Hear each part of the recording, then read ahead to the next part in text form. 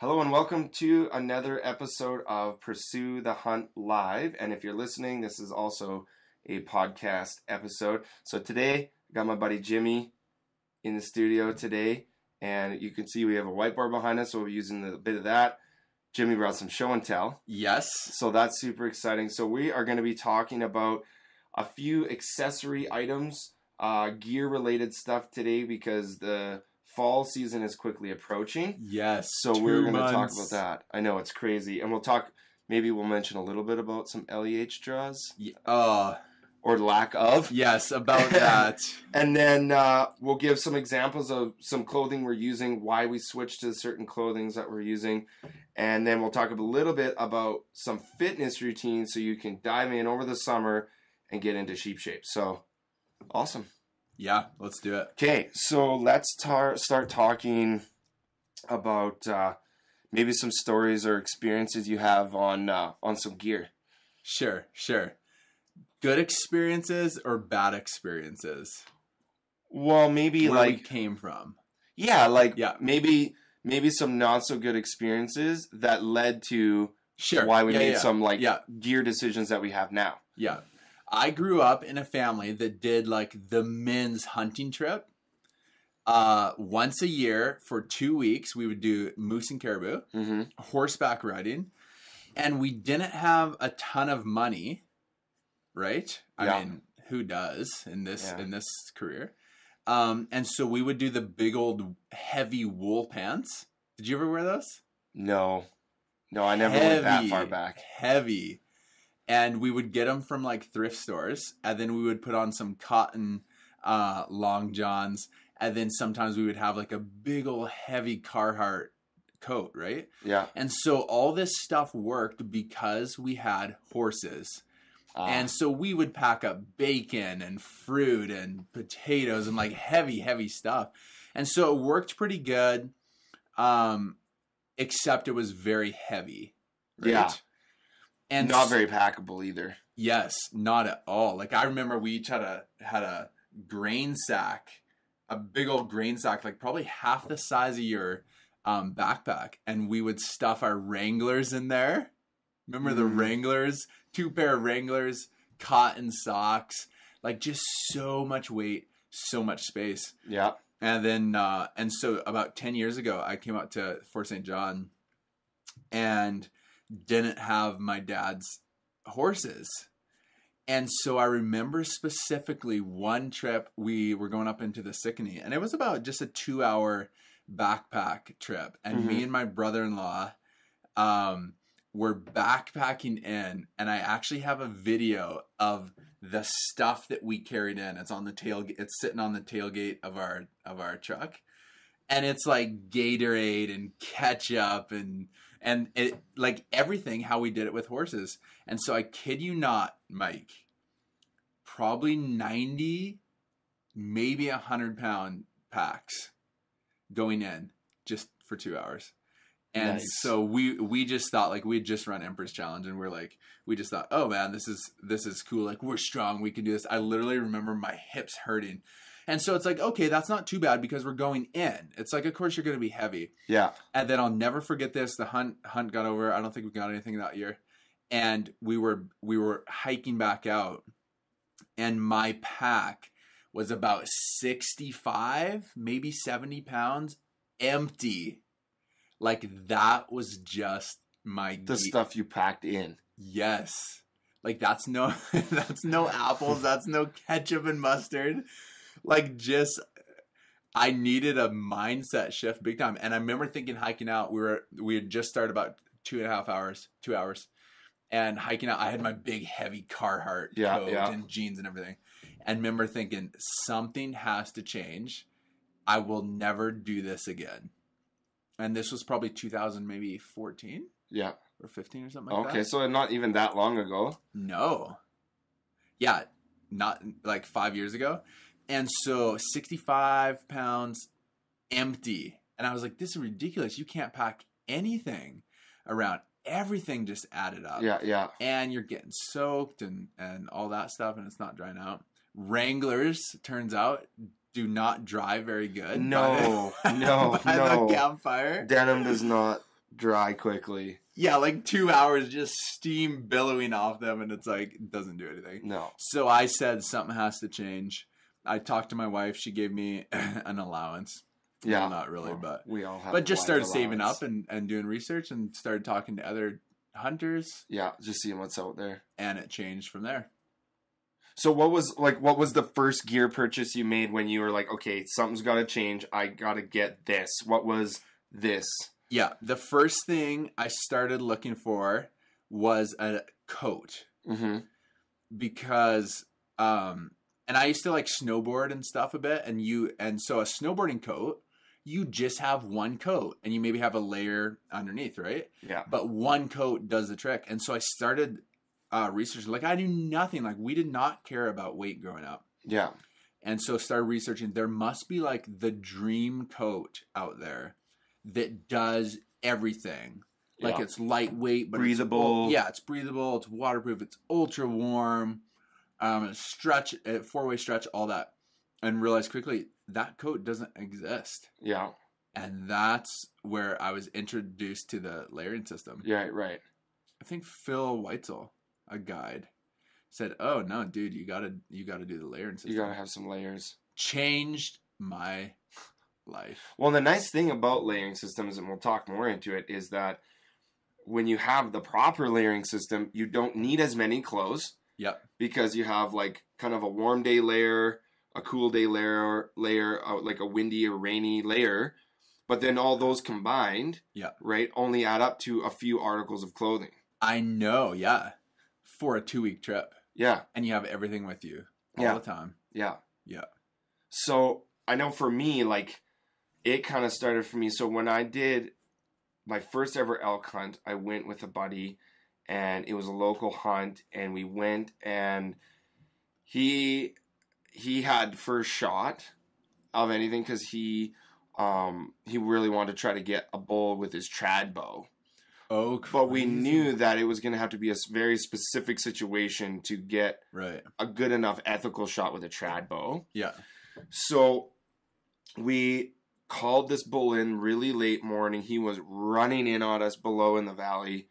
We slid down the bank basically to meet him, and he came into like 20 yards and couldn't get a shot. So we had an agreement that if he didn't have a shot with the bow, that I could shoot with the rifle. Yeah. So, but the funny whole story about this is we had like, just kind of not a rickety pack frame, but like not like there is today with carbon fiber and all this. Yeah. I was wearing a Nike hoodie, and it was like plus 16 outside in September, and I was sweating. And my boots were wet because I didn't have good boots, and it was like, okay. Oh man! But I fell in love with hunting so much. I was like, okay, in order to make this a more pleasurable experience going forward, gotta change. There's got to be some clothing layers, some boots and stuff that's got to change. And then fast forward probably 3 or 4 seasons later, I went on my first sheep hunt. And that was a huge opener because, we were hiking in. Did you have gear yet, or had you? I had some. Yeah. So I'd upgraded things, like I got a better pack. I had better optics and things like that. But when it came to clothing, I hadn't really upgraded like a ton. I had some more camo stuff, but it was still bulkier and heavier than like a Kuyo First Light type of brand, right? Yeah. But the biggest thing is we spotted some rams, and they kind of went up and over the ridge, and we figured they were going to go bed down. So we were going to hike up and try to drop in on top of them. Yeah. And it was hot. Like it was beginning of August, and I was sweating, just climbing these shale chutes. With your hoodie. No, I didn't have my hoodie on. I had a t-shirt on by that point. Yeah. But the worst part of it is I didn't have a bino harness, and I had just the strap. And it was swaying as I was hiking. And what binos? A big set? No, just 10x42s, like a Vortex, 8x42s. Right.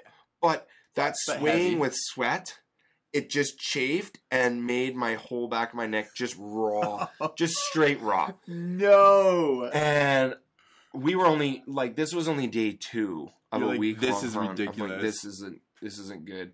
Luckily, I had prepared. I did bring some like vitamin E cream along and stuff like that. So I was like applying that like crazy just to like take down the burning and the chafing. Yeah. And then I was like stuffing them in my pack and stuff because I couldn't really carry them around my neck anymore because it just hurt. Like it was just chafing on the chafe.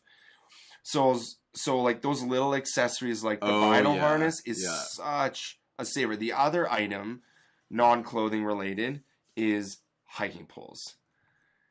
I talked to a ton of people that I said, what would be like the one item you would never leave the mountains without, like to go into the mountains without? Right. And they said hiking poles. Like you add more points of contact downhill. You can use them as brakes, so it's not so hard on your knees. Like climbing, you can plant and use your arms with your legs, so you're not just using leg power. Right. And I had never used hiking poles before. I'm like, well, they sound too good to be true. So I went and bought like a mid-grade pair kind of things. They did end up bending a little bit because they weren't as strong. But even still, I felt like a mountain goat compared to not having poles because your legs don't tire as quickly. Right. Your arms tire a little bit more than usual, but your arms have a high rate of endurance already anyways. So using them a little bit extra to help your legs out totally takes off the pressure. Right. And so that trip alone was like, okay, now this has got to change. It almost seems like every big trip you do is like you come out of there learning more every time and go, okay, I got to do this now or this. And okay, I don't have the trekking poles, and I know lots of guys that use them. Yeah. You being one, and I understand the benefits of it, but I feel like, and this is good because I feel like this is good that you convinced me, but I feel like if I'm gonna leave, would you, or maybe a question, would you take trekking poles over like good gloves or a good puffy? Like, would you put trekking poles like right up there? If I'm doing, if the only means of transportation I have is hiking in and out, yes. Then it is. Yeah. Yeah. Because I've always viewed it as like that extra thing. Yeah. And the reason for that is like you're hoping to be heavier coming out. Yeah. Right? So if you shoot like a larger animal like a bison or an elk or a moose, you might even have to make multiple trips to pack it out. And if one trip is going to totally thunder your legs without hiking poles, but you could make 2, even 3 trips with hiking poles to get that animal out, you'll be more time efficient. You won't have to take as much rest in between trips and all that other stuff. Versus, like, what were you saying? Versus, like a puffy jacket, gloves, gaiters, things like that. I mean, they don't take up that much room. I could take both. Yeah. Like, because I just strap, like, if I'm not using my poles, like, if I'm on a ridge glassing or if I'm walking on flatter terrain, I just strap them to the outside of my pack. And they don't weigh anything. Yeah. Right? Like, maybe 1.5 pounds for both poles. Right? So it's not adding a ton of weight if you need to put them on your pack. Yeah. But I usually, and then I use my wrist straps. So if I need to glass, I just slide them on my wrist straps, let go of the pole so they're still on my arms. Yeah. And I'm glassing. Like, they're not... I've never found them to be an inconvenience. Right. If that makes sense. Yeah. Right? So you'd have to convince me otherwise not to bring them. Because I hear about them so much. I've just never really tried them. Well, and you can get hiking poles that range from like $30 a pair to like $200 a pair. Yeah. Right? They definitely are made of different materials. Like, I would probably just go somewhere in the mid-grade. Like, I couldn't see myself spending $200 on a pair of trekking poles. Yeah. But I've definitely seen the $30 pair. And as soon as you get into those shale and rocks, or if you're braking and you are packing heavier coming out and you're putting lots of pressure, they can buckle. Mm-hmm. And like those connection points, like how you telescopically slide them out. If you need good locking points. I've seen some that just have like the plastic tightening clip. Right. I would not recommend that kind because I find that if you are going downhill and you put pressure on them, they actually retract. Loaded, that's a lot of weight. Yeah, and they retract and all of a sudden you'll fall forward. Yeah. But if you have those screw tighten ones, where you go opposite, right, and then they self-tighten on itself, those lock much better. So, But yeah, that's a lot about hiking poles. But it's a really important point. Yeah. You know, and then for me, as far as like outer, like shells and stuff, like layering system, like under layers, I think are good. Like, you know, you and I both recently discovered the benefits of merino wool. When did you make the switch from hoodie and cotton shirt to merino wool? Yeah. Or to start even thinking that way? Probably 4 seasons ago, I'd say. Oh, really? You know, it was, I don't know. I'm cheap sometimes. So it's like, I was like, oh man, merino wool is like not cheap. And I was like, it can't be that good for that price. Like, it's just so expensive. And you're like, this is all the material I get? I know. But then I bought just like a generic merino wool shirt from like Atmosphere or like whatever as an underlayer. Because I was like, okay, like I would like something more breathable. And they are, everyone else is talking about merino wool. So I'll try this because they were on sale. So I was like, I can't win for losing, right? Like it's like, if it ends up being a waste of $80, whatever. Yeah. And I was like, oh, I need to get more. Right? It was instantly like, you know, it kept me warm when it was cool out. It kept me cool when it was warm out. It wicked away moisture. I was like, okay, so it is worth the hype. But I was glad I did that because, you know, now I have, you know, a couple of other first light layers, some mid-weight, some lighter weight merino wool, so I can layer that. But I think your outer shell layers are still more important than what you wear under them. Because if you are in the mountains and you're in elements like constant wind, you're waking up with it very cold in the morning, and then the sun comes out and all of a sudden you're sweating hot in the afternoon, that outer shell in terms of breaking the wind and being breathable. Yeah. Like rain gear is rain gear. I don't try to look for an outer shell that does everything like you were talking about. But there are 2 types of outer shells for me. One is a rain gear. Obviously, it needs to take away the rain or like keep you dry. The second one is having more of a windproof, kind of almost like a neoprene outer layer where it breathes well, but it does also block the wind. And I know that sounds like an oxymoron, but it is out there. Yeah. So like outer shell, if you have a really good outer shell, then your inner shells don't matter as much. But if you have a crappy outer shell, your inner layers matter way more. Yeah. Right? So I know you brought some show and tell, so let's do some show and tell. Yeah. If you have a good outer shell, you can still wear your hoodie. Right. And I think that's a good point because it's not like we're like, oh, we need to get all the gear, you know, like maybe some people do, our friends down south, you know, wealthy friends down south. Yeah.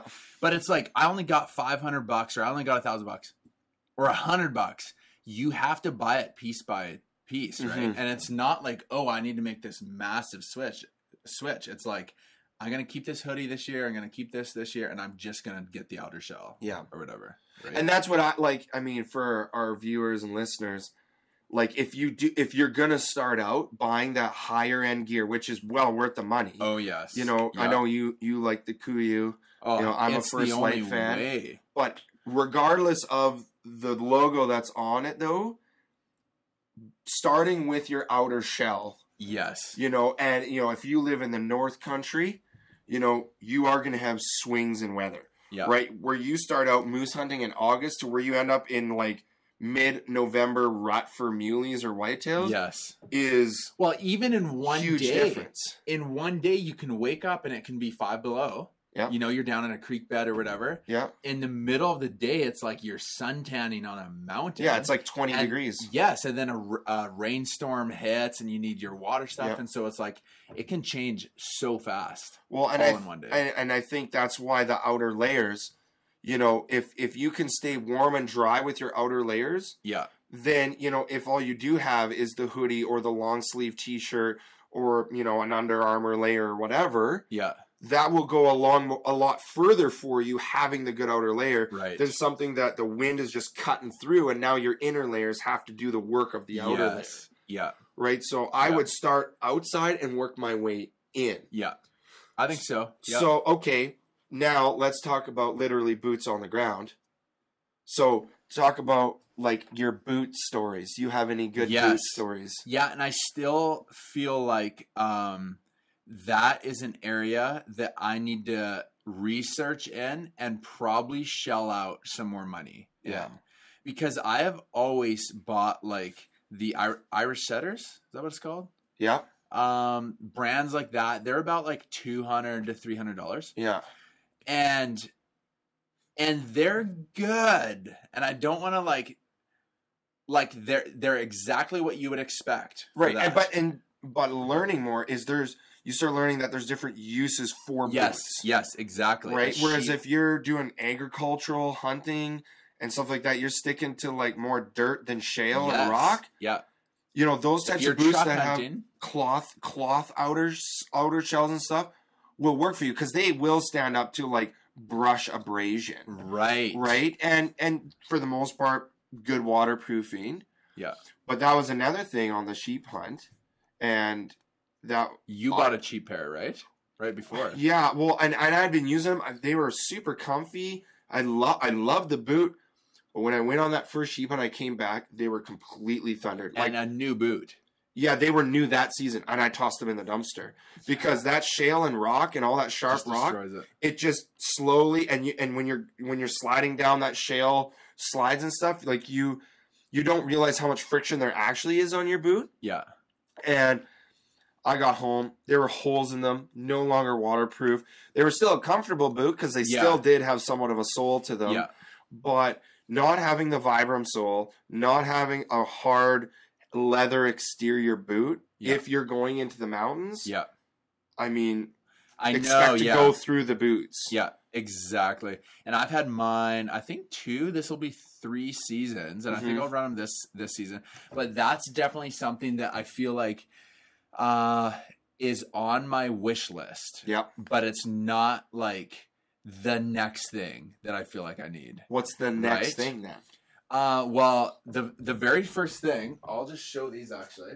The very first thing I bought, you're dead right, with the outer shell. This is Kuiu, and I love their stuff. Like, I don't want to make this a review thing, but this is the Kuiu, I think this is called the Guide jacket. And it looks like neoprene. Yeah. Yeah, it's 4-way stretch. It's not the rain gear, but it's actually very, very nice. It fits super well. There's this quote I was going to tell you about. Tim Ferriss.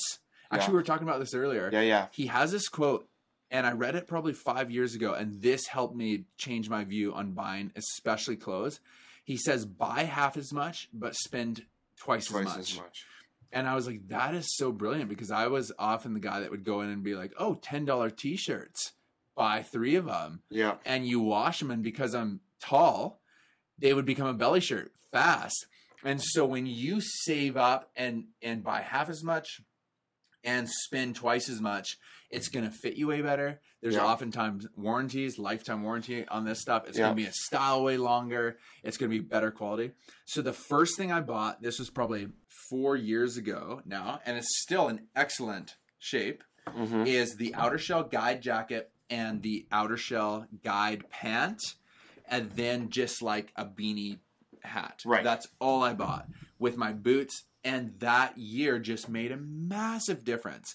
It's one more reason that you can stay out in the elements, you know? Yeah. So rain comes or storm comes or whatever comes, and you can actually stay out with the animals. You aren't forced back in. Find camp. shelter and stuff like that. Yeah.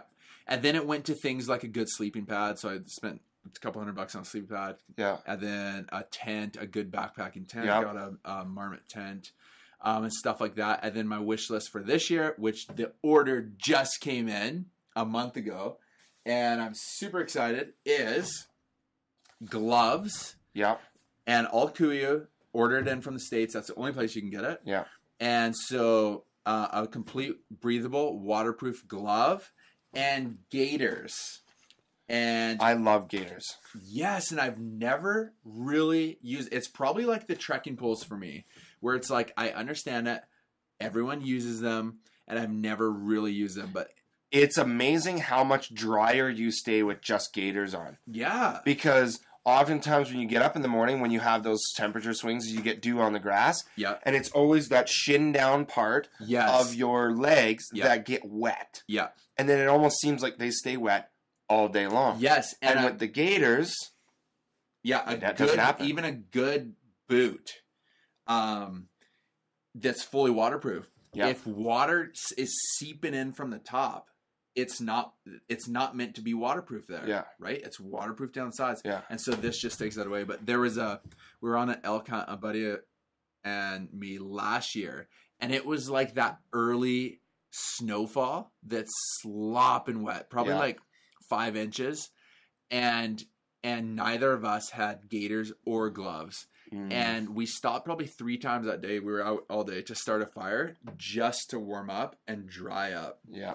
And so we both actually said that has to be the next thing on our wish list is gaiters, dry boots, dry pants, and gloves, because it's like all the time you're pushing branches down and pulling branches to get the snow out of the way. So it's like you don't get snow dumped on you, right? And so this was just some of the things. And this is just a mid-layer merino wool hoodie type thing. So just slowly started with the outer shell. Yeah. And then work my way in. Also, I forgot, this is not Kuiu. This is actually Arc'teryx. This is a puffy jacket. Yeah. And so this is 850 fill.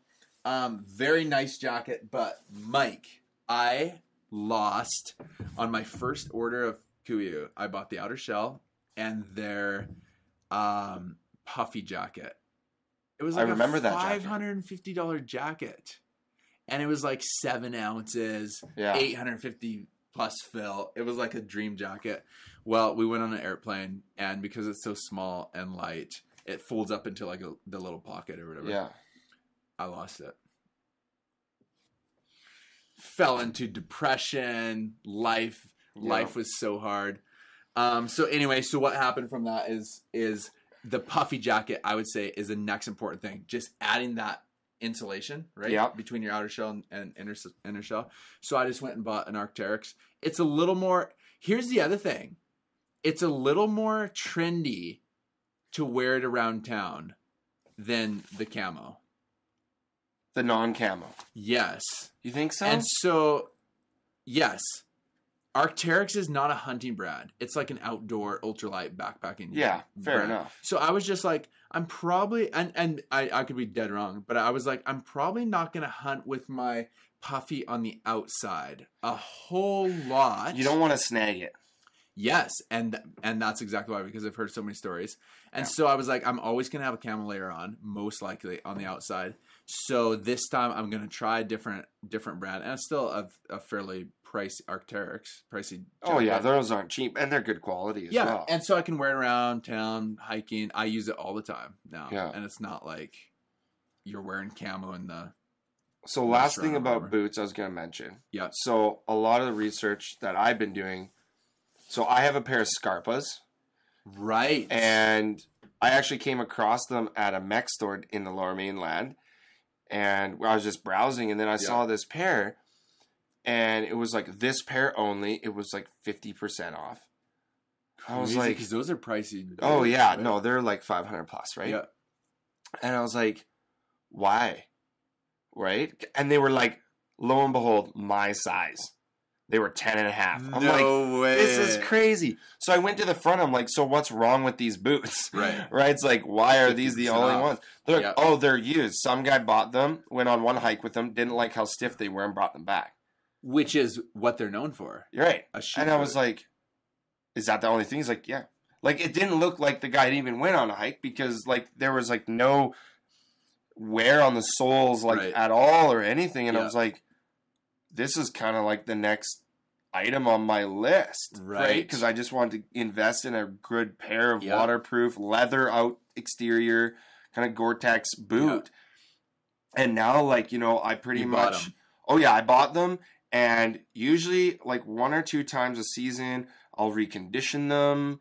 I have some of this like waterproof, like almost looks like a lotion kind of thing that I work into the material. Yeah. And let it dry into the material, and you know, just you need to upkeep them. You can't just be like, oh well, it's an expensive boot; it'll take care of itself. Right. No, like it does require, because it's leather. Yeah, it requires some care. Like you need to work kind of like that oily stuff back into the leather to make it shed water. Yeah, otherwise leather will just absorb water. It may not go through, but it'll absorb it, and make your boots a heck of a lot heavier. Yeah. So. Yeah, So, that's awesome. you find them, they work good for water. How do they work? Like, obviously, they were built for a sheep hunt, weren't they? Well, Like, they're more of a very mountaineering boot. Yeah. Like, they're built for the mountains. I wouldn't say they're a sheep hunting boot, but because sheep live in the mountains, it kind of crosses into that. So how does it work? Do you use them for elk and moose? I use it for everything. I use it to spot and stalk deer. And you like them? Yep. The only thing is, there's sometimes where, because they're stiff boots, so when you're towing off, when you're walking, it goes. It makes a little creaking sound because it bunches. So it sounds like a tree. Yeah, you do have to be aware of it. Like, it doesn't make any like metal rubbing sounds or anything like that, because it has metal buckles on it, like the lace buckles. Like, it's built to last lifetime warranty. Like, I'll probably keep the boot forever. I'll probably have to replace the soles before I replace the boot. That's super good to know. And what I've always carried, sorry to cut you off, but before I forget, always carry an extra pair of laces. Oh, yeah. Because there was one time where I was tightening my boots up in the morning. It was cold out and everything. My fingers are cold. And I pulled on the lace, and the lace snapped. And I'm like... And you had an extra pair? No, I didn't. So you're tying them back together. Oh, man, it was just like... It managed to hold together, but I was like, you know what? For the $10 for good laces, so I went and bought some Scarpa laces, and I just threw them in my pack. Yeah. Right. Well, I put a new pair on, and I bought an extra pair, threw them in my pack, because I was like, well, and if you can't tie your boot up, your boot's no good to you. Right. Yeah. And I mean, I'm sure a lot of time you carry like paracord with you, which would work fine too. But like, laces feed through those metal buckles and stuff a lot better. And for $10 to just have a brand new extra pair just in your pack, they weigh nothing. Oh yeah, yeah, is well worth. That's good to know, because I've some of the reviews I've read or heard from people is they're a bit stiff. Mm-hmm. And they not are the greatest thing if you're going for moose or whatever. Well, I don't know. But I wouldn't agree totally. Like, thinking like you can't just have 6 pair. No, you know. Well, and that's why like so there's Loa, there's Handwag, there's Scarpa, and there's Kinetics. Yes. Right. Kinetics kind of is like a pretty pinnacle boot. Yeah. But those 4, like my brother-in-law, he has a pair of Handwags. Yeah. Right, loves the boot, right? And I mean, to each their own. Some might just fit better than others, but those 4 brands, I personally would recommend doing research on those 4 if you're looking for a great boot to use for everything. Right. You know, great warranty, well-structured built boots. Yeah. Those 4. Interesting. On my wish list. Check mark. Yeah, because it's kind of been that thing of like, you kind of just suffer a little bit every year.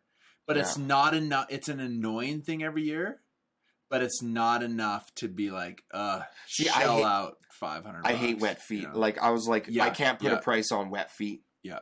Right? And then, okay, so before we get into the fitness stuff, let's talk packs. Yeah. Because I know it's a little bit outside the clothing system, but if we're targeting like beginner hunters, or maybe hunters that have just kind of got into hunting and now are looking to upgrade. Right. Packs are obviously essential. Yeah.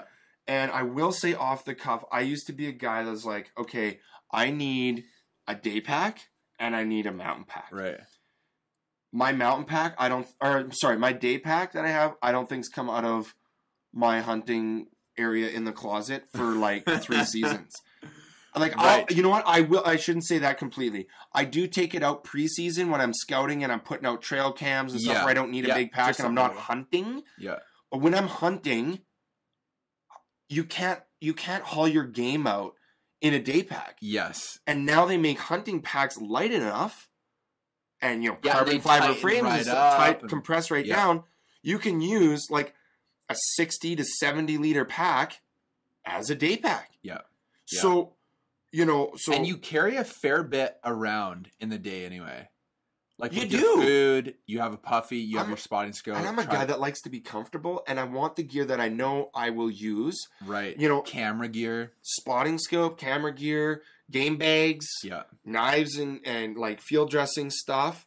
So I have a Tenzing 5000, so there's a 6000, but they're actually not that much bigger in actual cubic inch. They Right. just the 6,000 is actually for people with longer torsos, Oh, and yeah. the 5,000s with like a general torso, right? Because it actually has adjustments: small, medium, large, extra large, Velcro in there Right. that you can actually adjust Are your they the torso same length. liters? The 6,000's a little tiny bit bit more. bigger. I don't even think it's 4 liters bigger. Like it's minimal. It's more to do with the length of the torso and straps and stuff to fit the person better. Right. So, but with the Tenzing, and I mean, there's lots of other packs that have it too. Is The game carrier? yeah, like a meat compartment. Right. Yeah.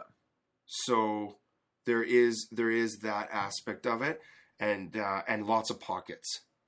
Which is so nice. Yeah, really nice. That's sweet. What about you? What about your pack? That would probably be in the same area as my boots. I've had a pack for this pack. My wife got it for me maybe 5-6 years ago. And it's like $150 pack. Yeah. And you can tell it's not hunting specific. It's Okay. a hiker's backpack. It's not super great, but it works. And so for me, it's like it's not high enough on my list yet of things that I feel like I need, right? Like I would rather, in my mind, on my wish list is to get a good spotting scope. Mm-hmm. Optics are huge. Yes, and I have the binos Swarovski and good scope, but a spotting scope, sheep hunting or whatever. Mm-hmm. So in my mind, it's like that comes before that stuff. So that's where I am with that, and it works fairly good. It's probably going to be a couple pounds heavier than the other ones, but it's like you can't buy it all at once. Well, right? no, and I mean, you've been lucky too that you've had access to horses and stuff. Yeah. Right. So you haven't had to pack stuff by hand, all the time. Yes. Right. And I mean, spoiler alert. I'm in a group that got the bison draw. He stole it. He stole it from my group. So, but what I'm man. actually looking at doing is I'm actually looking at going ahead and buying just an external frame pack. Because buffalo are huge. Yep. And you got to have something to pack it out. And I mean, my Tenzing pack, the meat compartment, it'll fit maybe the back straps of a buffalo, and the tenderloins in there. But I mean, a quarter, forget about it. Like they're huge. Yes. Right. So having an external frame pack, I think, is going to be a must have. So that kind of jumped. So I have rain gear. Yes. And external frame pack at the top of my list to get before that's your wish list right now. That needs to kind of come together before I leave on the bison Okay. hunt. Now rain gear. Just really quickly, what are you planning on getting? So are you going to get cheapo gear for this year? Or First Light has no. I've done that in the past where I've cheaped out on rain gear, and it's all torn cheap up. rain gear does one thing: it does not breathe. Yes. And you end up wetter underneath because you sweat so much. Yes. Yeah. And so, but in saying that, we went on a hunt 2 years ago. It rained for probably 10 out of the 13 days. And we were really wishing we just had even a cheapo Walmart rain gear. So at that point, I think if you're at that point, it's like, it's better than nothing. But you will sweat. Oh, so bad. Sure. Like I would just bring a poncho. Yes. At that point, go to Canadian Tire and buy a $5 poncho to just drape over. Yeah. Right. But First Light has Seek rain gear, and they have a technology material called 37.5, and it's a really breathable 4-way stretch material, but it's also like waterproof to like 30,000 millimeters or something crazy like that. Crazy. Like it's just like you can stand in the shower with it. And so, there's two different types. They have like a vapor, I believe it's called, and a Seek. And the Seek has one extra layer than the vapor. So the vapor is lighter and more packable, but the Seek is like you can sit out in a rainstorm in glass, no problems. Right. And I was like, you know what? For a little less packability, I'd rather spend the extra money. Like my brother-in-law, he has the Seek jacket. It's still pretty packable. It's not packable. It just doesn't fold up into a pocket. Yeah. Right? What are we talking for price on that rain gear? Pants and jacket combined, I don't know. Let me look it up. I think it's around a grand. Yeah. I'm pretty sure it's around right. a grand. I think that's Kuya too. I'll just look it up here. But rain gear is definitely kind of the must-have for this season because, I mean, buffalo jockey to be once in a lifetime. Like, I'm going to be living out in the mountains for the whole entire 2 weeks that I have this draw for because if I don't put everything into it, I will 100% regret it. Yeah. Because it might be the only time. So sweet. Get a bison. What have you done for rain gear up till now? Just cheapo stuff? No, so before I switched out to First Light, I was using Cryptek, which I'm nothing to say bad about their brand. It was a little bit more of a hassle for the shipping and finding availability and stuff like that. Yeah. And so my brother-in-law, he switched over to First Light before me. I tried out some of his gear and I was like, oh man, like I love it. Like just different. Yeah. And I mean, Cryptek too, they're really heavy military guys. Like they have a hunting line, but you know, they come from a military background. Right. And their camo pattern, I do like their camo pattern and stuff, but so going back to the rain jacket. Okay, so I was right. So they have the Seek and the Vapor Storm Light. The Seek jacket is $470. The Vapor is $430. So you're about $100 cheaper going to the lighter version. Right. But if you're snagging and stuff, that extra layer material can go a long way to making that durability factor. Yeah. And I want to say the pants are going to be pretty close to the same price. Yeah, I'd say $1,000. Yeah, all in with shipping and stuff. Yeah. So that's on your wish list for this season. And what was the other thing you said? The frame pack. Right. And I'm not really tied to Tenzing does have a frame pack. It's really expensive. It's like in like the $800 range. Oof. Yeah, it's completely carbon fiber frame. It weighs like 2.5 pounds or something crazy. And it's got like a 500-pound tensile strength rating. But I mean, who can carry 500 pounds? That would be ridiculous. That's crazy. But there is a brand coming up, and it's Alps with a Z, Mountain Gear, and they have this Commander X pack that you can get. You can get the bag with the exterior frame pack. You can buy just the bag, and they have a couple of different variations of how you can kind of build your pack. But just the frame pack alone is about $220. Right, and it's a really sturdy frame pack. It's got the shelf on it, and stuff like that. So you could put like a buffalo hindquarter on there if you can pack it. Right. I'm contemplating that would probably just debone. Like, why pack the extra weight? But you could get a quarter on it at a time, kind of thing. So that's kind of the frame pack I'm looking at. Nice. So. Yeah, I'm pretty excited about that. It is pretty exciting, hey? Knowing that, like, each season, you just build up a little bit, it's funny, though. The price per pound of meat never seems to go down because it's like you're always upgrading. Yeah. So when you shoot something, it's like, oh. It's so true. Or the other thing that I kind of find funny is, like, we will spend so much money to save 1 pound. And then we'll carry something that we couldn't carry before that weighs 1 pound. You know what I mean? Yeah. It's like carry that extra you're always replacing chocolate bar or whatever it is. Lifesaver. But that's why you do that. So that you can go up into the mountains and now you're comfortable. Yes, and you can actually carry some of those things that you never could before. And when you're comfortable, you can stay out longer. Yeah. You enjoy your trip more. More like the animal. Me and Travis, we were in the mountains in northern BC. We got a mountain goat last season. Yeah. And we packed in for 7 days. That was the time frame we had. We actually shot the goat on day 2. But, we were so glad to have good packs coming out. So I was 45-ish pounds without my rifle going in for 7 days. I've learned how to really trim it down. Yeah. Coming out, we figure we're probably around that 80 to 85 mark, right? With meat and cape and everything. Yeah. And, that was easily doable where I talked to a lot of guys that are like, they shoot a sheep and they're like 120 pounds. Yes. Yeah. And, maybe so.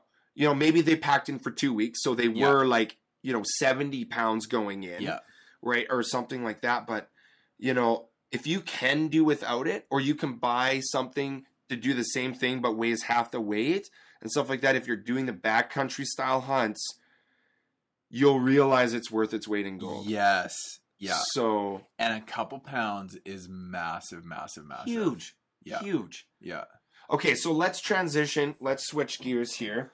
Let's Cool. talk The whiteboard. preseason. Let's talk Okay, so before we get into kind of what you do and stuff, Yeah. I'll do my little science lesson here. So if you're listening on the podcast, go to our YouTube channel, Pursue the Hunt, and check it out because you will want to see this because this is something. So this is something that applies to any performance, like sports performance. Yeah.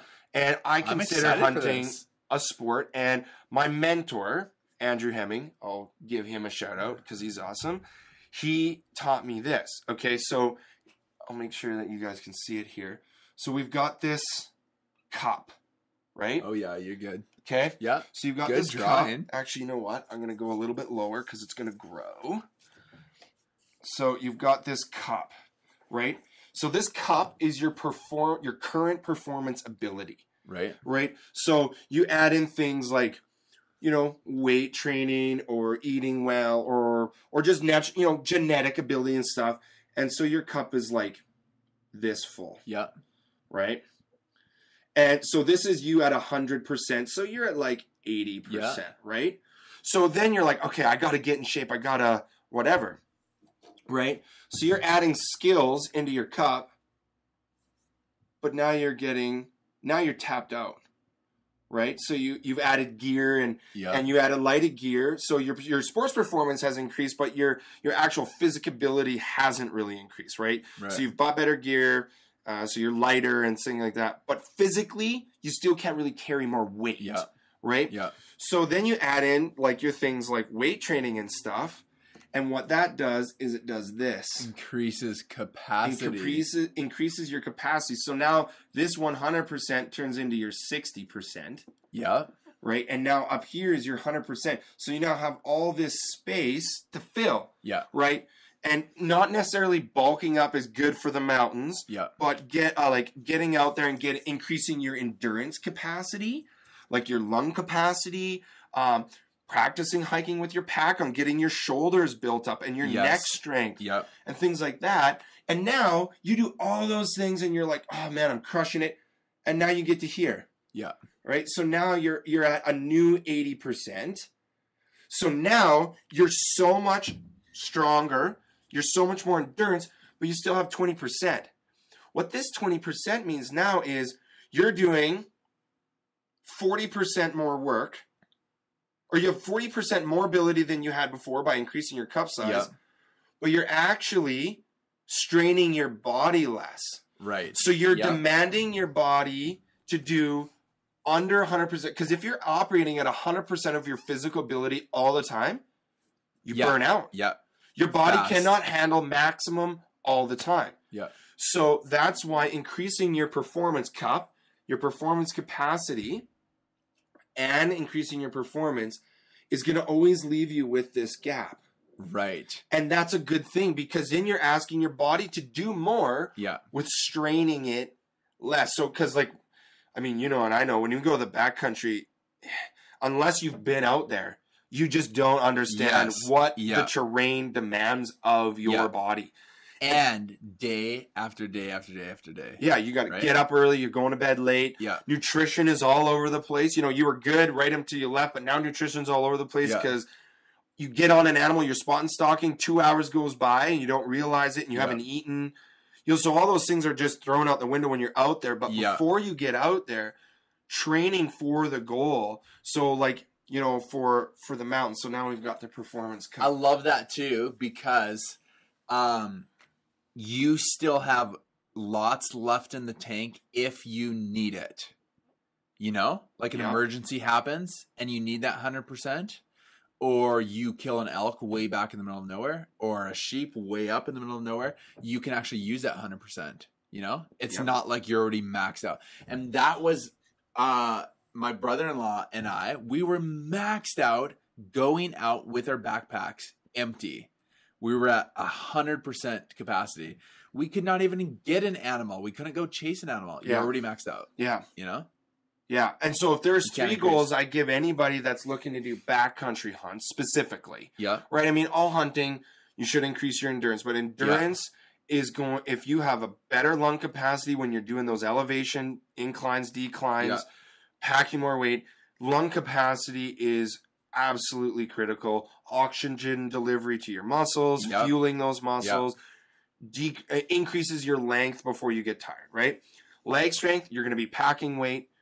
A strong core, strong legs goes a long way to stabilizing your back. Yeah. And strong legs demands less of your back, right? So your more weight is on your hips. You know how they say wear your pack on your hips, not on your shoulders, right? So putting more weight onto your hips and asking more of them means you need to have them stronger, right? It's always train harder than your tournament or your game day, right? So if you train harder, your game day is going to be less demanding, but you'll perform better under pressure. You've been right? there. Shoulder strength, getting good shoulder strength to handle the pack or even the shoulder pull on your pack. So like get out there, put some weights in your pack, get out to the hills, bust your butt, and get out there. So that's kind of the science lesson for the day. That's good science, increase your performance cup to add more ability to the cup without asking maximum of your body all the time. So that's super key. For sure. So okay, so what kind of routine do you run in the off season? I would say my routine is unroutined. Okay. Randomized. Yes, randomized. No, it's very routine, but it's not for me. It's not specifically for hunting. Right. Obviously, Tiana and I we want to be healthy in all of life. Right. And so the cool thing about that is if you want to be healthy in every area, that overflows into every area, right? So overflows into this competition and running this and doing that in the gym and it has your motivation and hunting and playing with your kids or whatever. Right. So some of the things that that we've done in the past or that I've done in the past is things like signing up for Emperor's Challenge. Have you run Emperor's Challenge? No. Oh, I have not. Half a marathon up a mountain and back down. Oh, I know what it is. And you know what's good about it? It is torture. The last time I ran it, I think probably 3 years ago now was the last time. Okay. Or maybe 2 years. I barfed 3 times, Mike. 3 times. But what's cool about it is the Emperor's Challenge is middle or beginning of August. And when does hunting start? End of August. Right after that. Yeah. And so it's been super cool. That was kind of an accidental thing that happened to work out really good. That it's like you've been training all summer, and then you run this Emperor's Challenge race or other races, and then hunting comes, right? So this year there's no Emperor's Challenge. So one thing that me and 9 other guys have been doing in quarantine is we started this running challenge, fastest 5 kilometers. Okay. And so you have to track it on your device. There's some rules. You can't go decline more than a certain amount of meters. Yeah. You can't pause, et cetera, et cetera. We all put in some money. Winner takes all. And oh my goodness, I've never experienced more pain in my life, right? But it's an epic thing. You're in quarantine. You're coming into the spring. You want to start getting fit just for summer, so you can swim rivers and you can go tubing and you can do this hiking. So then hunting. Yeah. Right? So you spend a lot of time on that top point, that endurance part. Yes. So do you do anything for strength training? Probably the majority is endurance stuff, but then the gym too. So the gym actually just opened up 3 days ago, and I've been back there and I'm extremely sore. Yeah. But I find obviously just being holistically strong helps. Yeah. But being holistically strong without cardio is fairly useless. So you need those. Especially for hunting. Yes, but then the biggest thing for strength that I find for hunting is my legs. Yeah, 100%. Like that is if it's going to be cardio or legs that go first, whether you're going down a cliff or you're going up. Yeah. And it's just like you're gasping and wheezing and your legs are just killing you. So those are the So those are kind of your top priorities. Yeah. But as for getting out and like putting a bunch of rocks in my backpack, I don't do that.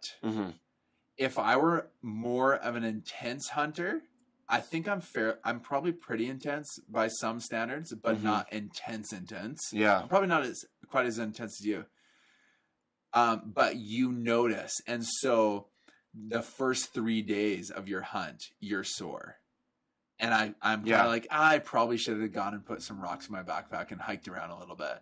But basically it just seems like, you kind of get accustomed to it. I'm just going to be sore the first few days and then we'll work through it. Be good the rest of the season. Well, you know, and that's one thing I like about doing the hiking with the rocks in the pack is I'll take the family along. They're not doing anything for hunting purposes, but I'm packing the weight. Yeah. But we all get to go for a hike together, which is great. But I noticed, you know, last year, me and Travis, we made a bit more of an effort to train because we had planned that goat hunt for a year. Yeah. And, you know, we kind of dedicated ourselves to some fitness routines and stuff. Yeah. And, you know, I wasn't sore. Like I shouldn't say that entirely. I noticed after the first day, my shoulders were a little bit sore because I didn't put as much weight in as when I was training as we packed in. Or as long. That's right. Like, I mean, it took us a 10-hour hike in or whatever. It's like we were probably about 7 and we covered about 7 miles. And it was a steady, hard grade the whole way. Yeah. Right. So we did take breaks and stuff, but it's still drawing on you that whole time. Yeah. But I definitely noticed from previous seasons that doing that more training for the whole year was worth it. Yeah. For sure. And I think in general, moral of the story is if you're staying or trying to stay quite healthy year round, you're going to be pretty okay. Right? Yep. Like you might get sore feet if you haven't been wearing your boots. You might get sore straps. Like there's going to be things about hunting that bring on it always is soreness. You know, but I think as a general rule of thumb, we're making it pretty easy for the listeners. It's like, okay, 3 main good goals to have would be the endurance, the leg and core strength, and, you know, the shoulder strength for the straps. Like in that priority order, like you can't put anything really above that endurance goal. The shoulders are my last. Yeah. For sure. And I mean, and that's fair. Yeah. But I mean, and do incline. That's another thing is guys like they'll go to the gym and they'll incline the treadmill. Yeah. Or it's like, no. Like, if you live anywhere near a mountain or hills, go climb it. Yes. Because nothing replaces actual outdoors. Because inside, you're not fighting elements either. Yeah. Right? Yeah. You're wearing comfortable running shoes versus your hiking boots. And your shorts and stuff. So, put the layers on that you're going to hunt in. Yeah. Put the pack weight in that you're going to pack with. Yeah. Put your boots on and get outside. Hike in the rain. Hike in the sun. Hike early in the morning when it's cooler out. Exactly. But getting your body accustomed to the elements is also part of that endurance goal. Right. Because if you're asking your body to be endurance in the gym and then endurance in the backcountry, it is a different level of endurance. Yeah. I mean, it'll still benefit you what you did in the gym, but if you would have spent some of that time outside doing the real thing, it's going to go a long way. Yep. Right? Uneven terrain. Yep. Right? And all that kind of stuff. So discipline equals freedom, right? So it's like if you discipline yourself to be in shape and to be fit, it's like you're going to have a way more fun time up hunting. Yeah. Putting yourself through the torture beforehand. Yeah. Yeah. Yeah. Being fit, hiking with your boots, you aren't going to have sores around the campfire. And you make the most of your time. Yeah. Right? Because if you know you got 7 days and you're like, oh, I wish I would have trained more or whatever, I'll get used to it when I'm out there. You could be missing opportunities because you're taking more breaks or because you're not hunting as long because you're sore or exhausted. Do the work before, play after. Yeah. Right? That's good. That's true. Well, this has been a fun chat. Yes. I'm super glad we finally got to do this because we've been talking about it forever. It's getting me very excited for hunting. I know. I'm getting motivated. And it's only June. I know. So hopefully we're motivating our audience. Hey, did you talk about your bison hunt in like 5 seconds? Did you already talk about that? Yeah. Well, no, I just mentioned that I got the LEH draw. All right. Yeah. Pretty excited. Did you talk about how you stole it from me? The computer system, the computer draw system. What are the chances? Stole it. 1 in 60 or something, right? No, well, the area and the time frame that we put in for, I think, was like 1 in 40. And then we put in a shared hunt, group hunt, so we can harvest 2 bison out of the 3 of us. That's crazy. That's going to be fun. If we get 2 bison, it's going to be a lot of work. Yes. But well and worth it. And a full freezer. You know, I'm just debating, though. We'll go offshoot for a second. So I've been talking about this. It's like, okay, what would you do? Would you go for like a fairly mature bull that's going to be good eating, or like a dry cow? Yeah. Or would you go after the biggest, baddest bull in the herd? Yeah, I think it depends what you want, right? If you're going to do a mount, then obviously you know what to do, right? But if you're like, we want to have a good experience and good meat, then the biggest, baddest bull is not going to be the way. No, and I have heard specifically with the bison that the big bulls are not like eating a beef bull. No, they are tough. Like I've even read a lot of forums and stuff. I've been doing lots of research, obviously, since I've heard I got the draw.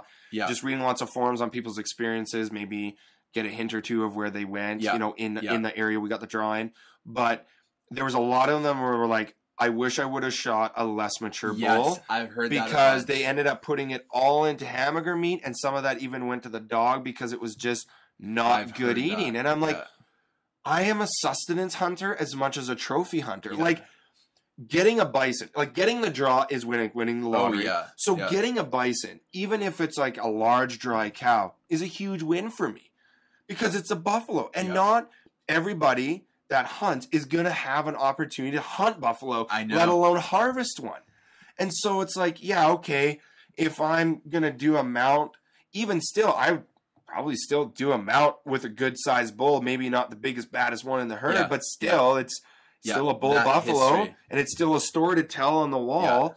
But why would we want to harvest 2 big bulls and bring like 800 pounds of meat back that's going to all go into burger? Yes. You know, and not enjoying like the tomahawks, backstrap steaks, and all that good stuff. Yes, unless you're a burger lover.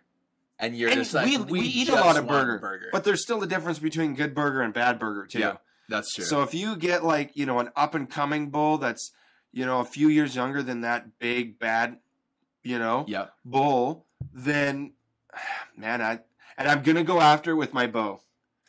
My brother-in-laws are bringing their rifles. Yes, we're going to be filming the whole hunt. And my 2 brother-in-laws are bringing their rifles.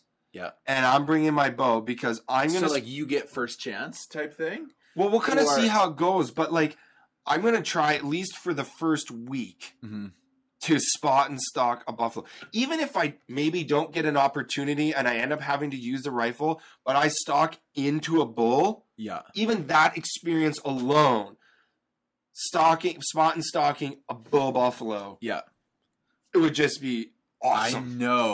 I know guys that have put in for that hunt 15 years. I know. And you know what? This is the first time we've ever... first year. I put in for one time for individual. Didn't get it. I think that was even 2 years ago. I didn't even put in for it last year. And then me and my brother-in-laws were like, you know what? Let's do a bro hunt. Yeah. Let's put in for this shared buffalo hunt. Thinking probably not going to get it because we had a backup plan going doing bighorn sheep and mule deer and stuff down in Kamloops.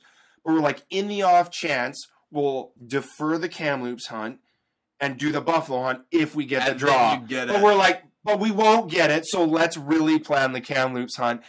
And then on Monday morning, I logged on and it said the site was down for maintenance. And I was like, they're doing the draw today. So it was like, it'll be back up at 8:15 in the morning.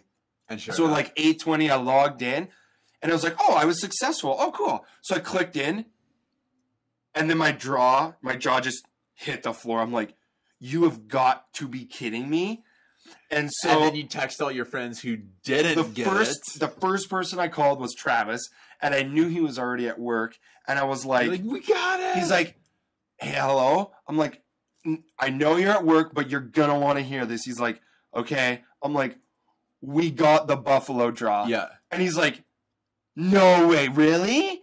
He was like thinking maybe I was possibly joking with him, right? I'm like, dude, I would not joke about this. We got the draw. Oh, 1 in He's like 60 or 1 in 40. That's crazy. yeah, and there's only 32 tags, I think, and we got 2 of them.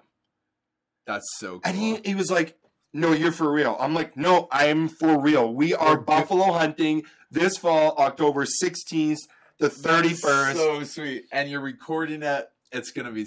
And then I phoned Luke, my other brother-in-law, who's in the hunt with us, and Yeah. he's freaking out. And then I texted you. I think you were the 4th person. Very jealous. Yeah, I'm sorry about that. But I don't feel that bad, though. I will get it. Hey, I was going to say really quick, this just came to my mind. In preparing for hunting season, physical training is very important. Yeah. Right? But what's also very important that I suck at is getting out and shooting. Yes, whether it be a bow or a rifle. Yes. And I know you're always posting stuff about like, hey, shooting your bow or whatever. Yeah. And I know it's my downfall. I need to get better at it. And I think probably a lot of us do. Well, and you know, it's a very important thing. You do all that and you can be in shape, you can have endurance, you can have all the gear, spend $1,000. But if you can't close it, it, shoot and miss or can't feel confident shooting or wound it and you spend 3 days trying to track it, it's like that sucks. And I think that's probably more important than we think. Absolutely. Is get out. We with the Noble family, because we get out and shoot, but not enough. Right. And so Dad was toying with the idea of saying you can't come on this hunt unless you get out and shoot a box of shells for before the hunt. That's fair. And it's like, I don't know if we did that or not. I didn't last year. And it shows. Yep. It actually shows. I shot a buck the last day of mule deer season. Yes, that I helped you drag out. You helped me. We won't go into the story. But it ended up being a long shot. And I remember thinking when I put him down the last day of hunting season, thinking I'm starting to get used to this shooting thing for this season. It took all hunting season. We got a moose. My brother got a moose, got a white-tailed deer, and a mule deer. And just thinking, man, it took all season to start feeling comfortable shooting. Yeah. Get out. I'm talking to myself. Get out and shoot. Yeah. And you know, on our YouTube channel, I did a video on. I did a review of the Hornady ballistics ammo app just to kind of see how accurate it was, because it gives you how to adjust your MOA based on your ammo and your scope type and all that. Interesting. And you know, spoiler alert, I guess, is that so I sighted it in at I like the semi-rifles in at about 27 yards, dead on, which puts me at about dead on again at about 260. Right. Because of the rise and fall. Yeah, comes up. Yep. Goes back. And so I sighted in at 27 yards. I walked all the way back to 280. So it was a little further than my zero, right? So what was zero, 200? Like 260. Right. And so it told me that I needed like 1.5 MOA or something like that. I clicked my scope, 1.5 MOA, and I'm shooting at an 8x8 inch piece of steel, like one of the like ballistic rated steel targets. Yeah. At 280 yards with a 3x9 scope. Now, at 9 power, an 8-inch piece of steel is not very big in your scope. Yeah. And I hit it on the first shot. I missed a little bit left on my next shot, and I hit it again. So 2 out of 3 shots at 280. After dialing it in, I hit it with that app. But, you know, I'm not excusing I need to shoot more. Yeah.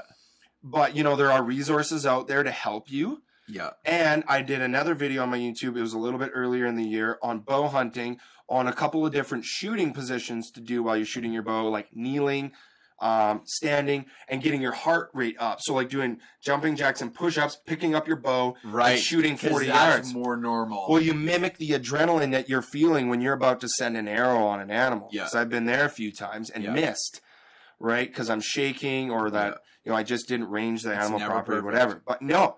So practice. That's an excellent point. Okay. I think it's very important.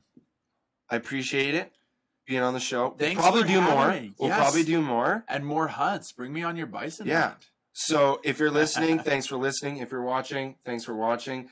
Check us out, Instagram, Facebook, at Pursue the Hunt. Yes. Follow us. We'll be doing some giveaways coming up into the hunting season. Ooh. Yeah, some swag and some gear. We'll be doing some giveaways there.